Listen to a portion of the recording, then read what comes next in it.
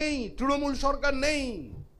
আপনাদের পরিবর্তন করতে হবে, বিজেপিকে করতে হবে। আগামী দিনে 26 সালের পরে 27 সাল থেকে আমাদের একমাত্র লক্ষ্য হবে এখানে কোঅপারেটিভ মুভমেন্ট শুরু করা, কন্ট্রাক্ট ফার্মিং শুরু করা। তাতে যদি কৃষকরা উপকৃত হয় তাই হবে, সেখানে কোনো বাধা নিষেধ রাখা যাবে না।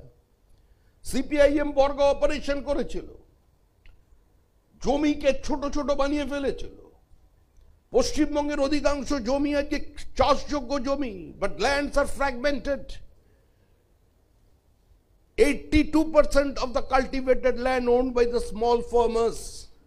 এই সরকারের কোনো জমি নীতি নেই।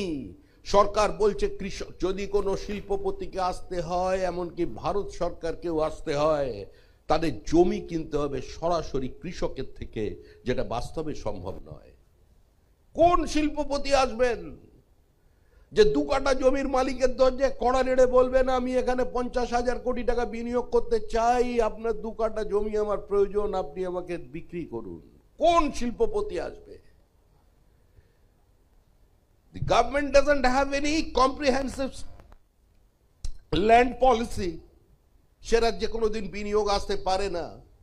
আমরা জমিকে ছোট করে দিয়েছি, আমরা মালিকের অধিকার দিয়েছি তাদের। আজকে একই জায়গায় দাঁড়িয়ে জোরদার জমিদারের পাশে, এটা সিপিএম এর অ্যাচিভমেন্ট। তারা আজকে সাধারণ ছোট কৃষক বলতে পারে আমিও মালিক, তুমিও মালিক, আমিও মালিক। কিন্তু আমি মালিক তাদের বানিয়েছেন, কিন্তু তাদের কোনো কোঅপারেটিভ মুভমেন্টের মধ্যে দিয়ে নিয়ে গিয়ে তাদের অর্থনৈতিক সুরাহা, তাদের জীবনকে, যৌবনকে সুনিশ্চিত করার ব্যবস্থা করতে পারেননি। বুদ্ধদেব বাবু বললেন কৃষকের ছেলে কৃষক হবে, কৃষকের ছেলে শিল্প করবে, শিল্পে চাকরি চাই। কিন্তু সিপিআইএম এর অদূরদর্শিতা, তৃণমূল কংগ্রেসের হঠকারী আন্দোলন আজকে ধ্বংস করে দিল পশ্চিমবঙ্গের শিল্প সম্ভাবনাকে। আজকে সিঙ্গুরের কৃষকরা জমি ফেরত পেয়েছেন, কিন্তু জমি তার ফসল ফেরত পায়নি।